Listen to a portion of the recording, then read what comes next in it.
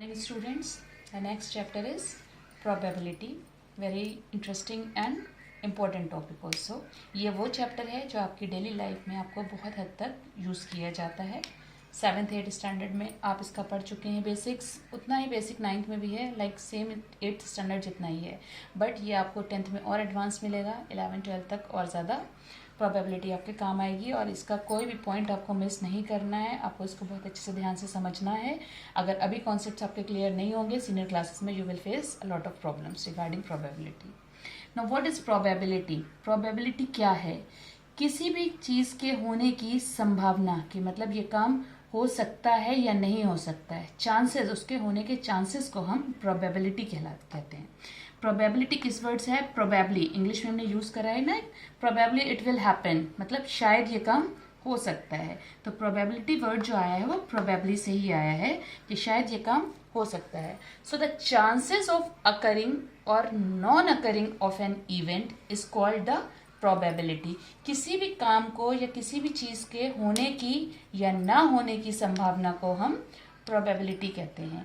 The most common example of probability is in our daily life is meteorological department. मौसम विभाग. मौसम विभाग हमारा पूरा प्रोबेबिलिटी के ऊपर ही डिपेंड करता है.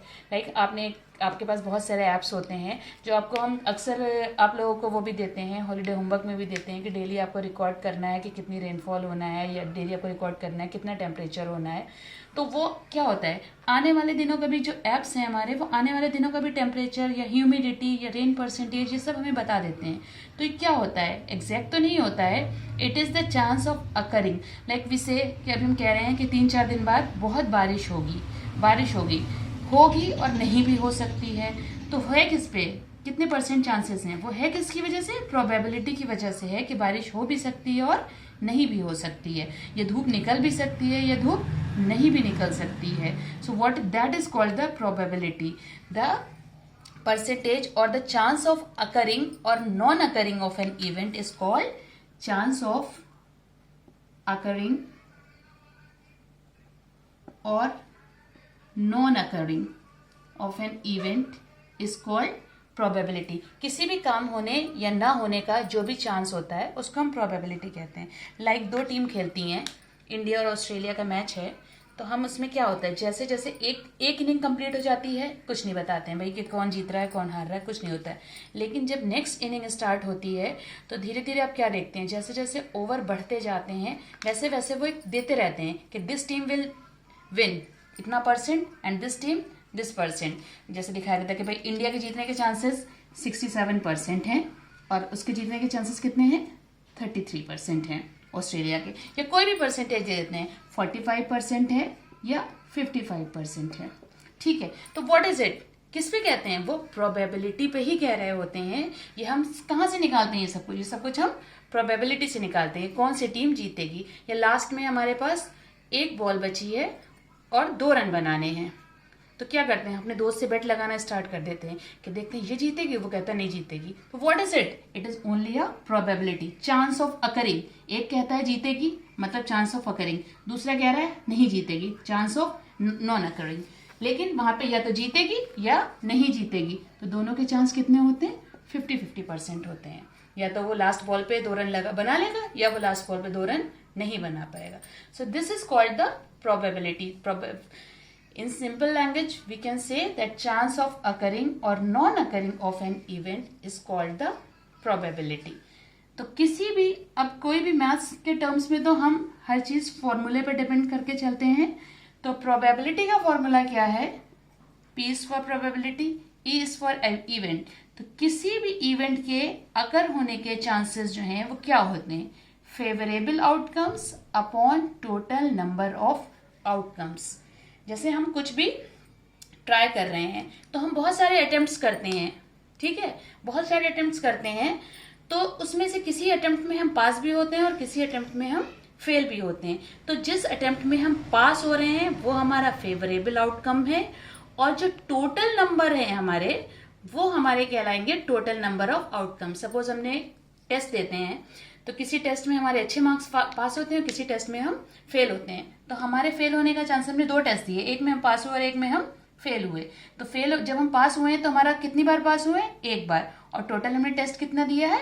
2 बार। So that is the total number of outcomes and that one is the favourable outcome. For example, आपके पास एक कॉइन है। कॉइन में एक तरफ हेड होता है और एक तरफ टेल होता है। अब जब आप इसको टॉस करोगे हवा में तो क्या आएगा? इधर हेड विल कम और टेल विल कम। इन दो में से एक चीज तो आएगी, या तो हेड आएगा या टेल आएगा। सपोज हम कर लेते हैं, हम अपना फेवरेबल हेड को मान लेते हैं। तो हेड हमने कितनी बार टॉस करा? हमने इसको करा है 3 टाइम्स टॉस करा है हमने, ठीक है। और 1 टाइम हमारा हेड आया है। तो कितना हो गया फेवरेबल आउटकम? कितनी बार आया हेड? 1 टाइम आया और टोटल कितना है? 3।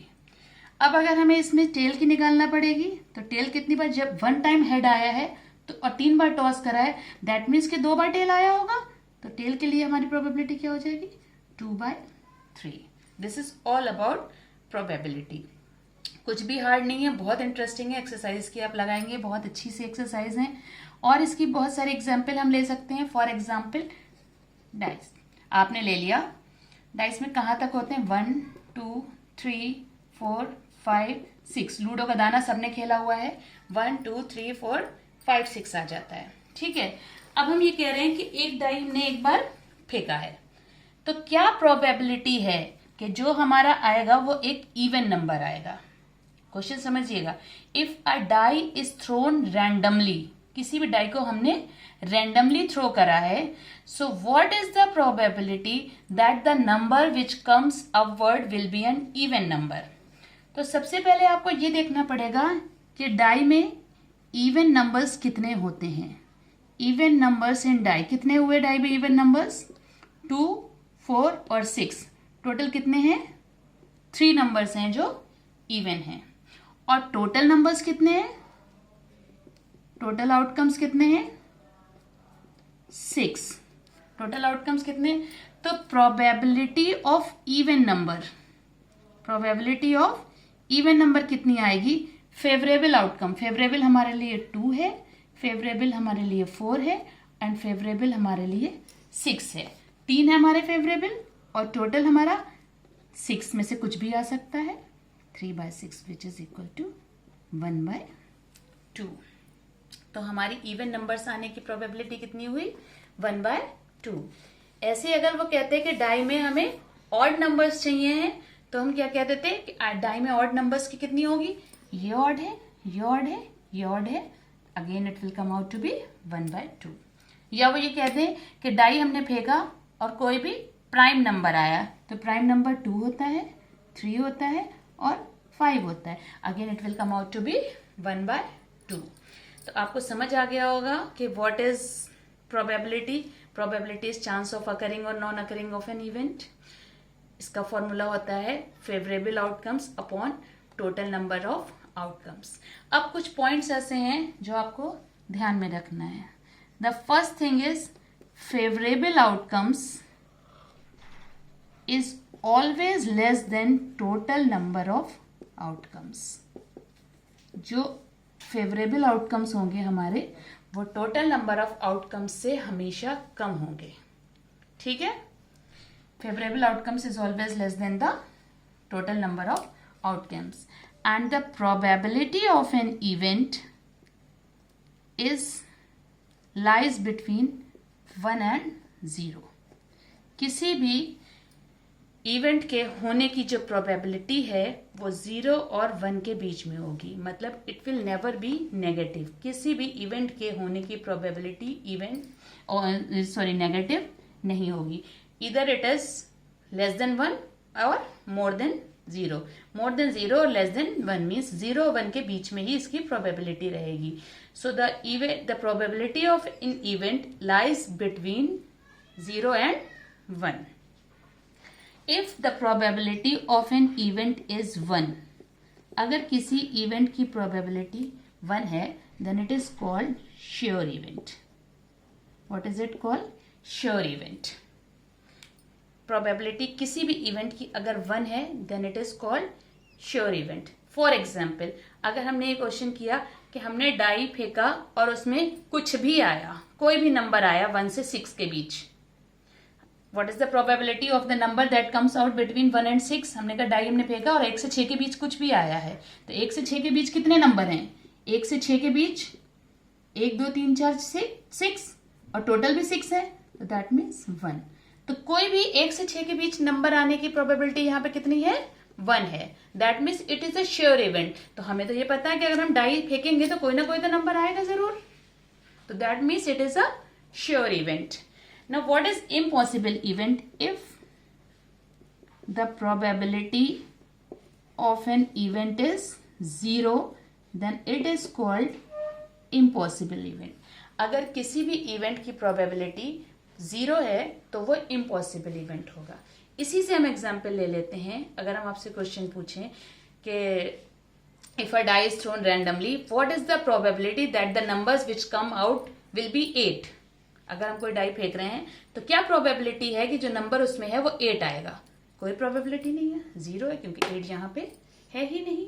सो this is the difference between sure event and impossible event. What is sure event? Sure means damn sure कि that it will happen, कि ये जरूर होगा। तो कोई भी probability जिसकी, कोई भी event जिसकी probability 1 होगी it is called sure event, और कोई भी event जिसकी probability 0 होगी it is called impossible event। आप die से example ले लो। अगर हम ये पूछें what is the probability that the numbers, if a die is thrown randomly, what is the probability that the number will come out between 1 and 6? तो 1 और 6 के बीच में तो सारे ही हैं, that means it is 1। And if a die is thrown randomly, what is the probability that the number come outs will be 8? 8 है नहीं यहाँ, that means 0/6 and it will be 0। So this is the difference between sure event and impossible event. Now one more thing, अगर कोई भी हम experiment कर रहे हैं और उसमें हमें डिफरेंट ट्रायल्स मिल रहे हैं, सपोज एक इवेंट उसका इवन है, एक इवेंट E2 है, एक इवेंट E3 है, then the sum of the probability of all events will be equal to, ये 2 तक ही रख लीजिए, 2 ही रख लीजिए, then the sum of all the events, the probability of all the events is always equal to 1। यहाँ पे आप एग्जाम्पल देख ली, कोई भी 2 फेंके हमने, 3 बार टॉस करा है, सॉरी एक कॉइन है, हमने टॉस करा है 3 बार, 2 बार हेड टेल आया और 1 बार हेड आया, तो हेड आने की प्रोबेबिलिटी, इसमें 2 इवेंट हो गए, एक हेड और एक टेल, E1 ये हो गया और E2 ये हो गया, तो एक बार 1/3 आया और एक बार 2/3 आया। अब जरा आप इन दोनों को ऐड करके देख लीजिए, PH plus PT, 1/3 plus 2/3, LCM लिया 3, 1 + 2 = 3/3, क्या हो गया इन दोनों का सम? 1।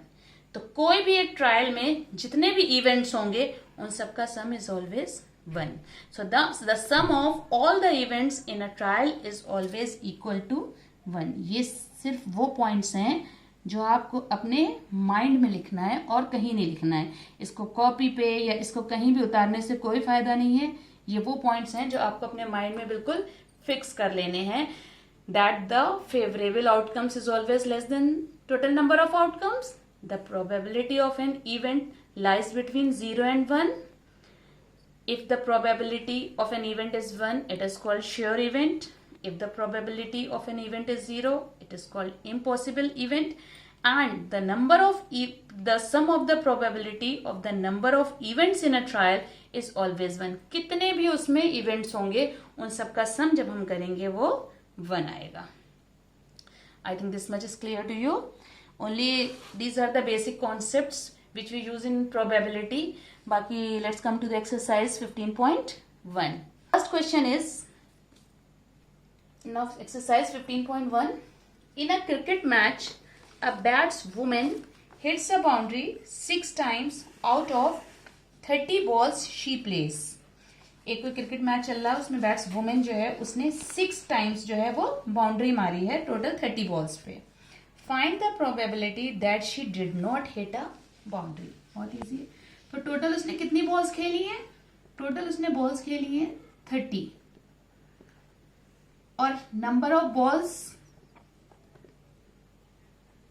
शी हिट बाउंड्री, कितनी बॉल्स पे उसने बाउंड्री हिट करी है? 6। टोटल 30 है, 6 पे उसने बाउंड्री हिट करी है, तो number of balls she didn't hit boundary is equal to 30 minus 6 equals to 24. तो कितनी बॉल्स पे शी डिडंट हिट बाउंड्री? 24. तो प्रोबेबिलिटी नॉट बाउंड्री, इसकी हमें प्रोबेबिलिटी निकालना है, not boundary is equal to, formula क्या होता है हमारा? Favourable outcomes upon total outcomes. तो फेवरेबल हमारे यहाँ क्या है? नॉट बाउंड्री वाला फेवरेबल है, क्योंकि क्वेश्चन पूछा गया है not boundary, didn't hit boundary, means it is equal to 24 divided by 30. कोशिश करिए अगर वो लोएस्ट टर्म में जा रहा है तो हम उसको लोएस्ट टर्म में, 6 4 ज़ा 24, 6 5 ज़ा 30, सो 4/5. वेरी सिंपल क्वेश्चन, बहुत छोटे सिंपल क्वेश्चन है, आपके 7th 8th स्टैंडर्ड के हैं ये question. Question number 2, 1500 families with 2 children. तो टोटल फैमिलीज कितनी है? Total number of families 1500. इन्होंने पहले ही बता दिया कि 1500 फैमिलीज ऐसी हैं जिसमें 2-2 बच्चे हैं. हर फैमिली मतलब कुछ फैमिलीज दी हुई हैं जिनमें 2 बच्चे हैं. अब उसका डेटा जब रिकॉर्ड करा गया तो नीचे देखिए डेटा दिया हुआ है बुक में. Look into your book everyone. Number of girls in a family, 475 families ऐसी हैं जिसमें दोनों बच्चे जो हैं वो गर्ल्स हैं. 814 फैमिलीज ऐसी हैं जिसमें एक गर्ल है, और 211 ऐसी हैं जिसमें एक भी गर्ल नहीं है. तो आपको ये प्रोबेबिलिटी निकालना है. फैमिलीज पहले हम लिख लें, डेटा क्या क्या दिया हुआ? Families with 2 girls is equal to 475. Families with 1 girl is equal to 814, and families with no girl या without girl is equal to 211. ये फैमिलीज हमें दी हुई हैं with 2 girls, with 1 girl and with no girls. Okay, तो हमें first part में क्या find करना है? We have to find the probability that the, अगर हमने इसमें से कोई भी फैमिली रैंडमली चूज करी है, रैंडमली मतलब किसी भी फैमिली को हमने चूज कर लिया है, तो क्या प्रोबेबिलिटी होगी हमारी कि वो फैमिली जो है वो 2 गर्ल्स वाली होगी. तो कितनी है जिसमें 2 गर्ल्स हैं? 475. टोटल फैमिलीज कितनी है? 1500. तो प्रोबेबिलिटी 2 गर्ल्स वाली प्रोबेबिलिटी क्या होगी? Favourable outcome upon total number of outcome. Favourable कितना है हमारा? 475, और टोटल कितनी है? 1500. इसको हम क्या करेंगे? इसको हम डिवाइड करेंगे and it will come out to be 19/16. The next one is probability of 1 girl. अब देखिए यहाँ पे हमारा फेवरेबल आउटकम क्या है 1 गर्ल की? 814. सो इट विल बी 814, और टोटल फैमिलीज कितनी है? 1500. So it will come out to be 407/750. ये हमने करके रखा हुआ है कैलकुलेशन, आप लोग अपने आप करिएगा. सोचेंगे मैम बहुत स्पीड में लिखे दे रही हैं. Last is probability of family with no girl. तो नो गर्ल वाली कितनी है? अगर आप लोग क्लास में होते तो ये क्वेश्चंस आप लोगों से हम ब्लैक बोर्ड पे करवाते हैं. Very easy questions. Try to do by yourself. So it will be 211/1500. Also check whether the sum of these probabilities is 1 or not. आपको ये भी चेक करना है कि इन तीनों का सम 1 आ रहा है या नहीं आ रहा है. तो आप तीनों का चेक करिएगा. सम will come out to be 1.